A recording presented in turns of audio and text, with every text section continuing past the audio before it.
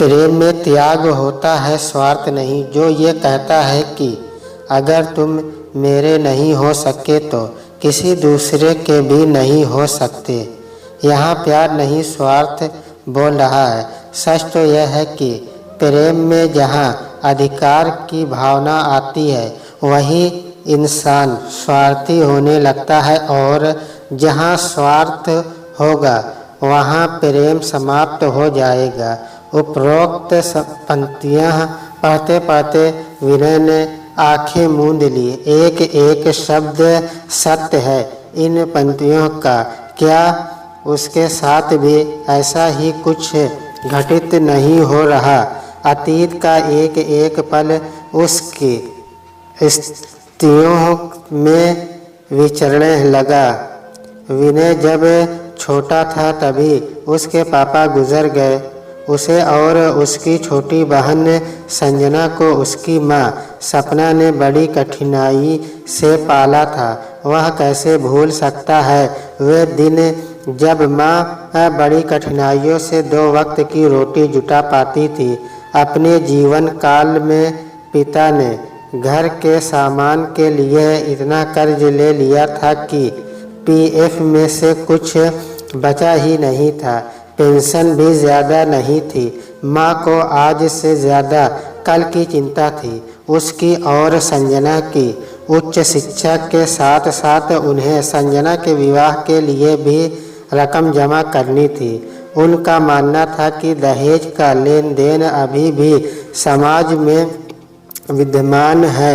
कुछ रकम होगी तो दहेज लोभियों को संतुष्ट किया जा सकेगा, अन्यथा बेटी के हाथ पीले करना आसान नहीं है।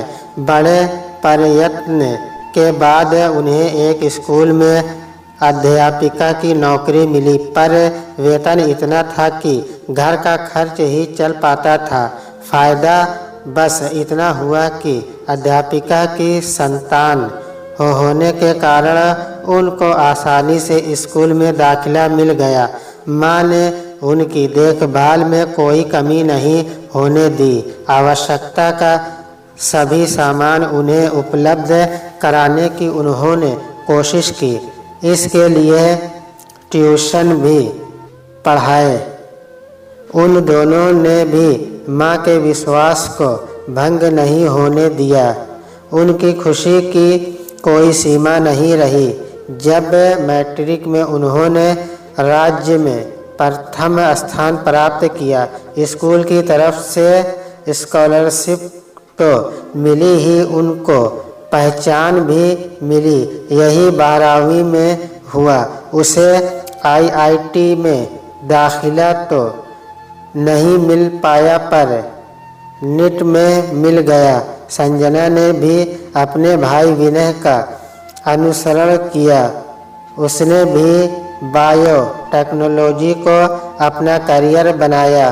बच्चों को अपने अपने सपने पूरे करते देख माँ को सुकून तो मिला, पर मन ही मन उन्हें ये डर भी सताने लगा कि कहीं बच्चे अपनी चुनी डगर पर इतने मस्त न हो जाए कि उनकी अनदेखी करने लगे। अब वे उनके प्रति ज़्यादा ही चिंतित रहने लगी। माँ स्कूल कॉलेज की हर बात तो पूछती ही, उनके मित्रों के बारे में भी हर संभव जानकारी लेने का प्रयास करती। विनय और संजना ने कभी उनकी इस बात का बुरा नहीं माना, क्योंकि उन्हें लगता था कि माँ का अतिशय प्रेम ही उनसे यह करवा रहा है। भला माँ को उनकी चिंता नहीं होगी तो किसे होगी? माँ की खुशी की सीमा न रही। जब इंजीनियरिंग की पढ़ाई पूरी होते ही उसकी एक मल्टीनेशनल कंपनी में नौकरी लग गई। संजना का कोर्स भी पूरा होने वाला था। माँ ने उसके विवाह की बात चलानी प्रारंभ कर दी। संजना रिसर्च करना चाहती थी। उसने अपना पक्ष रखा तो माँ ने यह कहकर अनसुना कर दिया कि मुझे प्रयास करने दो, यह कोई आवश्यकता नहीं कि तुरंत अच्छा रिश्ता मिल ही जाए। संयोग से एक अच्छा घर परिवार मिल गया। संजना के मना करने के बावजूद माँ ने अपने अधिकार का प्रयोग कर उसका विवाह के लिए दबाव बनाया। विनय ने संजना का हाथ साथ देना चाहा तो माँ ने उससे कहा कि मुझे अपनी एक जिम्मेदारी पूरी कर लेने दो। मैं कुछ गलत नहीं कर रही हूँ। तुम स्वयं जाकर लड़के से मिल लो। अगर कुछ कमी लगे तो बता देना, मैं अपना निर्णय बदल दूंगी। और जहाँ तक संजना की पढ़ाई का प्रश्न है, वह विवाह के बाद भी कर सकती है। विनय तब समीर से मिला था। उसमें उसे कोई भी कमी नज़र नहीं आई। आकर्षक व्यक्तित्व होने के साथ वह अच्छे खाते पीते घर से है। कमा खा भी अच्छा रहा है। इंजीनियरिंग कॉलेज में लेक्चरर है। माँ ने जैसे दिन देखे थे, जैसा जीवन जिया था, उसके अनुसार उसे उनका सोचना गलत भी नहीं लगा।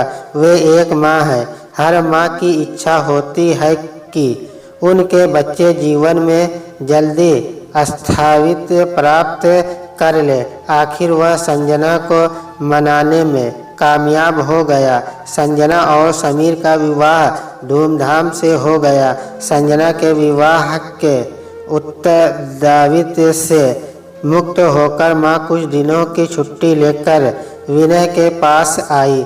एक दिन बातों बातों में उसने अपने मन की बात उनके सामने रखते हुए कहा, माँ, अब आपकी सारी जिम्मेदारियाँ समाप्त हो गई है। अब नौकरी करने की क्या आवश्यकता है? अब यही रहो। बेटे के मुख से ये बात सुनकर माँ भाव विभोर हो गई। आखिर इससे अधिक एक माँ को और क्या चाहिए। उन्होंने त्यागपत्र भेज दिया। कुछ दिन वे उस घर को किराए पर उठाकर तथा वहाँ से कुछ आवश्यक सामान लेकर आ गई। उसने भी आज्ञाकारी पुत्र की तरह माँ का कर्ज उतारने में कोई कसर नहीं छोड़ी। घर के खर्च के पूरे पैसे माँ को लाकर देता। हर जगह अपने साथ लेकर जाता। उनकी हर इच्छा पूरी करने का हर संभव प्रयत्न करता। धीरे धीरे पुत्र की जिंदगी में उनका दखल बढ़ता गया। वे उससे एक एक पैसे का हिसाब लेने लगी। अगर वह कभी मित्रों के साथ रेस्टोरेंट में चला जाता तो माँ कहती, बेटा, फजूल खर्ची उचित नहीं है। आज की बचत कल काम आएगी।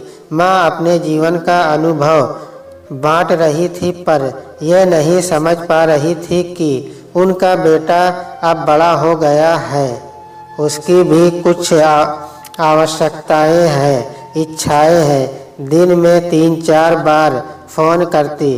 रात को अगर आने में देर हो जाती तो 10 तरह के सवाल करती। इसलिए वह मित्रों की पार्टी में भी सम्मिलित नहीं हो पाता था। झुंझलाहट तब और बढ़ जाती जब देर रात तक उसे ऑफिस में रुकना पड़ता और माँ को लगता कि वह अपने मित्रों के साथ घूम कर आ रहा है। माँ के तरह तरह के प्रश्न उसे क्रोध से भर देते, खासकर जब वह घुमा फिरा कर ये जानने का प्रयत्न करती कि उसके मित्र में कोई लड़की तो नहीं है। उनका आशय समझकर भी वह उन्हें कुछ नहीं कह पाता तथा माँ का अपने प्रति अतिशय प्रेम चिंता समझकर डांटने की कोशिश करता। माँ का उसकी जिम्मेदारी में दखल और माँ के प्रति उसका अतिशय झुकाव भाप कर मित्रों ने माँ की पूछ कहकर उसका मजाक बनाना प्रारंभ कर दिया। कोई कहता, यार तू तो अभी बच्चा है, कब तक माँ का आंचल पकड़कर घूमता रहेगा। आंचल छोड़कर मर्द बन, कुछ निर्णय तो अपने आप ले। सुनकर उसका आत्मसम्मान डगमगाता। स्वाभिमान को चोट लगती पर चुप रह जाता। अब उसे लगने लगा था कि माँ का अपने बच्चे के प्रति प्यार स्वाभाविक है, पर उसकी सीमा रेखा होनी चाहिए। बच्चे को एक स्पेस मिलना चाहिए। कम से कम उसे इस बात की तो छूट देनी चाहिए कि वह कुछ समय अपने हम उम्र मित्रों के साथ बिता सके। आज भी उसके मन में माँ का स्थान सर्वोपरि है। आखिर माँ ही तो है जिन्होंने न केवल उसे ज़िंदगी दी, उसे इस मुकाम तक पहुँचाने में कितने ही कष्ट सहे। फिर भी मन में तरह तरह के प्रश्न और शंकाएं क्यों? वे अब भी जो कर रही है उसमें उनका प्यार छिपा है। माँ ने जीवन दिया है, अगर वे ले तो भी इंसान उनके कर्ज से मुक्त नहीं हो सकता। निंदा फाजिली ने यही नहीं लिख दिया है, मैं रोया परदेश में भीगी माँ का प्यार। दिल ने दिल से बात की बिन चिट्ठी बिन तार। साल दर साल बीतने लगे। उसके लगभग सभी मित्रों के विवाह हो गए थे। अक्सर कहते, यार कब मिठाई खिला रहा है? वह मुस्कुरा कर कहता, मुझे आज़ादी प्यारी है। कभी मैं बंधन में बंधना नहीं चाहता। इस बीच कई रिश्ते आए पर माँ को कोई लड़की पसंद नहीं आती थी। कहीं परिवार अच्छा नहीं है तो कहीं लड़की। अगर सब कुछ ठीक रहा तो लेन देन के मसले पर बात टूट जाती। उसे समझ में नहीं आ रहा था कि माँ ऐसा क्यों कर रही है। जिस दहेज की समस्या से वह संजना के समय सत्य थी, वही दहेज का लालच अब उनमें कैसे समा गया। एक रिश्ता तो उनकी कंपनी में ही काम कर रही एक लड़की का था। उसके माता पिता इस रिश्ते के लिए इसलिए ज़्यादा उत्सुक थे क्योंकि उन्हें लगता था कि दोनों के एक ही कंपनी में काम करने से वे एक दूसरे की समस्याओं को अच्छी तरह समझ पाएंगे। लेकिन माँ को वह लड़की ही पसंद नहीं आई। उसमें कुछ कहना चाहा तो बोली, तू अभी बच्चा है, शादी विवाह ऐसे ही नहीं हो जाता, बहुत कुछ देखना और सोचना पड़ता है। उसकी नाक इतनी मोटी और चिपटी है कि अगर उससे विवाह हो गया तो आगे की सारी पीढ़ियां चिपटी नाक लेकर आएंगी। उसने कभी माँ की बात नहीं काटी थी तो अब क्या कहता कि उसे लड़की का रंग रूप सूरत सीरत ठीक ही लगी। नाक भी ऐसी मोटी या चिपटी तो नहीं लगी जैसा माँ कह रही है। पता नहीं माँ ने बहू के रूप में कैसी लड़की मन में बसा रखी है। अब वे क्यों भूल रही हैं कि हर लड़की सर्वगुण संपन्न नहीं होती। सच तो यह है कि वह इस रिश्ते के आने से पहले कई बार ऑफिस कैंपस में उस लड़की को देख चुका था। आंखें मिली थी, शायद चाहने भी लगा था। उस दिन वह बहुत निराश हुआ था और एक सपना टूटता महसूस कर रहा था, पर माँ के खिलाफ जाकर कुछ कहते या करने का प्रश्न ही नहीं था। वह सब कुछ सहन कर सकता था, पर माँ की आंखों में आंसू नहीं।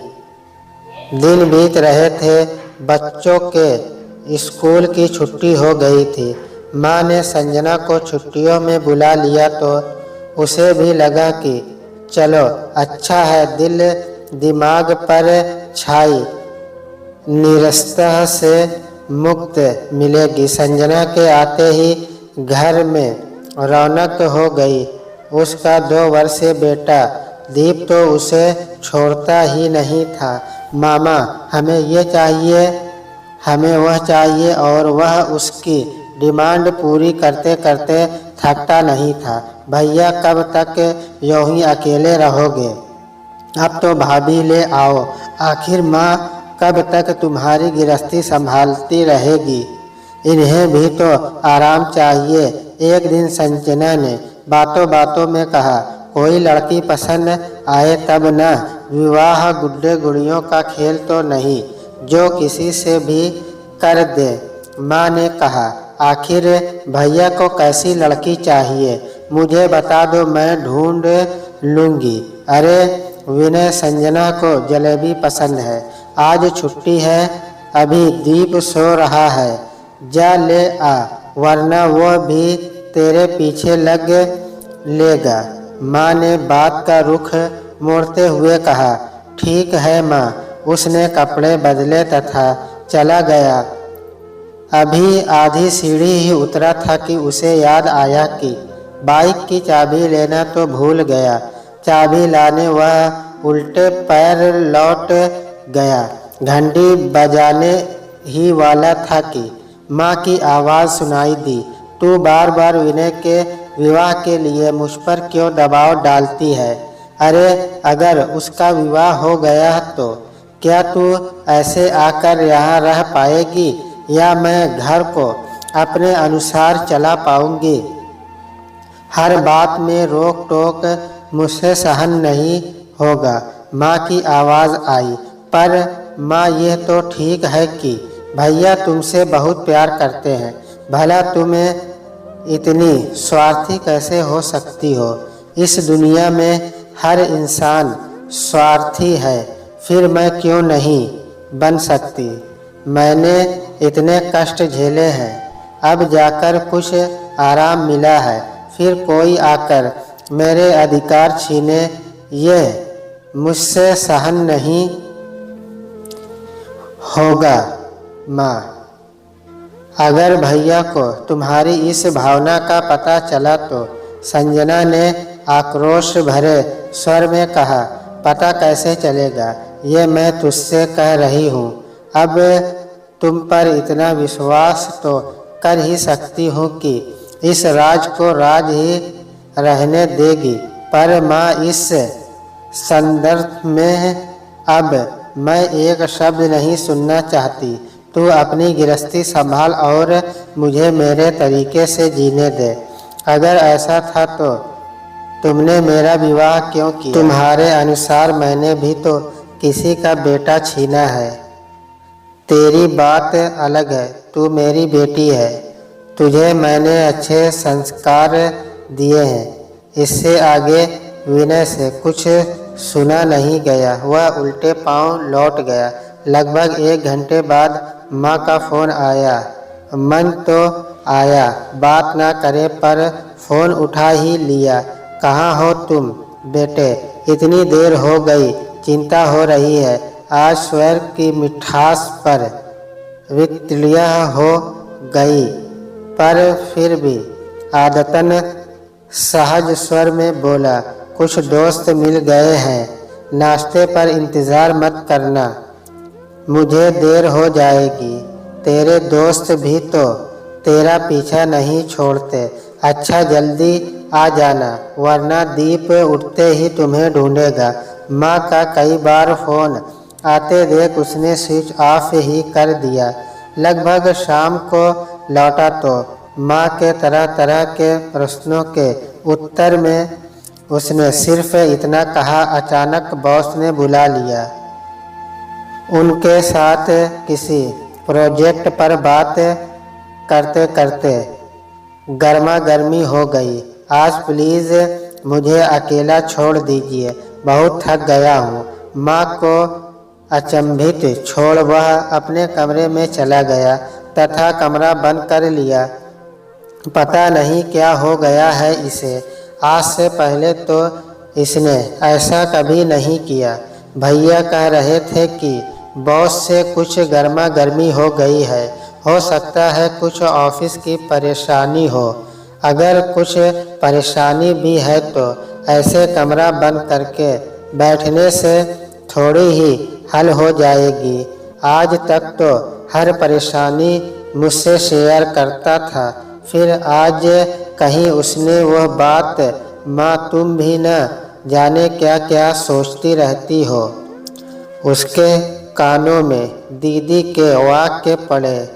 खाने के समय माँ व दीदी उससे खाने के लिए कहने आई, पर उसने कह दिया भूख नहीं है, उनके साथ ही खा लिया था। विनय जानता था कि उसके इस व्यवहार से माँ और दीदी दोनों आहत होंगी, पर वह अपने आहत मन का क्या करे। मन नहीं लगा तो वह किताब लेकर बैठ गया। वैसे भी किताबें उसकी सदा से साथी रही थी। उसकी लाइब्रेरी सरसचंद से लेकर चेतन भवन, शेक्सपियर से लेकर हैरी पॉटर जैसे नए पुराने लेखकों की किताबों से भरी पड़ी थी। जब मन भटकता था तो वह किताब लेकर बैठ जाता। मन का तनाव तो दूर हो ही जाता, मन को शांति भी मिल जाती थी। फिर अचानक से उसने उन पंक्तियों पर नज़र डाली तो क्या अब माँ के प्रेम में स्वार्थ आ गया है, जिससे अनचाहा डर पैदा हो गया है। परिस्थितियों पर नज़र डाली तो लगा माँ का डर गलत नहीं है, पर उनका सोचना तो गलत है। उन्हें यह क्यों लगने लगा है कि दूसरा आकर उनसे उनका अधिकार छीन लेगा। अगर वह अपना निस्वार्थ प्रेम बनाए रखती है तो अधिकार छीनेगा नहीं, वरन उसमें वृद्धि होगी। अगर मैं उनका सम्मान करता हूँ, उनकी हर इच्छा का पालन करता हूँ, तो क्या उनका कर्तव्य नहीं है कि वे भी मेरी इच्छा का सम्मान करें। मुझे बंधक बनाकर रखने के बजाय थोड़ी स्वतंत्रता दे। अगर माँ नहीं चाहती तो मैं स्वयं प्रयास करूँगा। आखिर मेरी भी कुछ इच्छाएं हैं। मैं कर्तव्य के साथ अधिकार भी चाहता हूँ। माँ को मुझे मेरा अधिकार देना ही होगा। मैं संजना से बात करूँगा। अगर उसने साथ दिया तो ठीक, वरना मर्यादा लांघनी ही पड़ेगी। आखिर जब बुजुर्ग अपने ही अंश की भावना को न समझना चाहे तो बच्चों को मर्यादा लांघनी ही पड़ती है। इस विचार ने उसके मन में चलती उथल पुथल को शांति दी। घड़ी की ओर देखा तो 2 बज रहे थे। वह सोने की कोशिश करने लगा। साल भर बाद विनय ने संजना और विशाखा के साथ अपने अपार्टमेंट के सामने कार खड़ी की। संजना ने कार से उतरकर कहा, भैया आप भाभी को लेकर पहुँचो, तब तक मैं आरती का थाल सजाती हूँ। अरे संजना, तू अचानक न कोई सूचना, कहाँ से समीर और दीप? माँ ने दरवाजे पर उसे अकेला खड़ा देखकर प्रसन्न किया। वे भी आ रहे हैं, पर माँ अभी आरती का थाल सजाओ। भैया भाभी लेकर घर आए हैं। भाभी क्या कह रही है तू? वह ऐसा कैसे कर सकता है? मुझे बिना बताए इतना बड़ा फैसला? ऐसा करते हुए एक बार भी मेरा ख्याल नहीं आया। क्या तू भी इसमें शामिल है? माँ ने बौखलाकर कहा, हाँ मैं भी। माँ, अगर अपना सम्मान बनाए रखना चाहती हो तो खुशी खुशी बहू का स्वागत करो। मैं आरती का थाल सजाती हूँ और हाँ, तुरंत होटल नटराज के लिए निकलना है। कोर्ट मैरिज हो चुकी है, पर समाज की मुहर लगाने के लिए वहाँ हमें रिसेप्शन के साथ विवाह की रस्में भी पूरी करनी है। कार्ड बढ़ चुके हैं। थोड़ी देर में मेहमान भी आने प्रारंभ हो जाएंगे। यहाँ कोई हंगामा न हो इसलिए समीर दीप को लेकर सीधे होटल चले गए हैं। जितनी तेजी से संजना का मुंह चल रहा था उतनी तेजी से उसके हाथ भी। पर लड़की कौन है, उसका परिवार कैसा है? क्रोध पर काबू पाते हुए माँ ने पूछा। लड़की से तुम मिल चुकी हो, भैया के साथ ही काम करती है क्या यह विशाखा? हाँ, तुम्हें चपटी नाक वाली नजर आई होगी, पर मुझे वह बहुत ही सुलझी और व्यावहारिक लड़की लगी। और सबसे बड़ी बात वह भैया की पसंद है। शादी से पहले हर लड़की सुलझी नजर आती है माँ। अगर अब भी तुमने अपना रवैया नहीं बदला तो मेरी बात याद रखना, घाटे में तुम ही रहोगी। बच्चे बड़ों से सिर्फ आशीर्वाद चाहते हैं, उनके बदले में बड़ों को सम्मान देते हैं। अगर उन्हें आशीर्वाद की जगह ताने और उल्हाने मिलते रहे तो बड़े भी उनसे सम्मान की आशा न रखें। वैसे भी तुम्हारे रुख के कारण ही हमें अनचाहे तरीके से फैसला लेना पड़ा। और तो और विशाखा के माता पिता को बड़ी कठिनाई से इस सब के लिए तैयार कर पाए हैं। अब चलो, कहते हुए संजना का स्वर कठोर हो गया था। वह आरती का थाल लिए तेजी से बाहर की ओर चल दी। कहने सुनने के लिए कुछ रहा ही नहीं गया। पंछी के पर निकल चुके हैं और वह अब बिना किसी की सहायता से उड़ना भी सीख चुका है। बहेलियाँ अगर चाहे भी तो उसे बांध कर नहीं रख सकता। सोचकर माँ ने संजना का अनुसरण किया। संजना बाहर आई तो देखा दरवाजे पर विनय विशाखा के साथ खड़ा है। आरती का थाल संजना माँ के हाथ में पकड़ाकर बोली, भैया पहले मेरी मुट्ठी गरम करो तब अंदर आने दूंगी।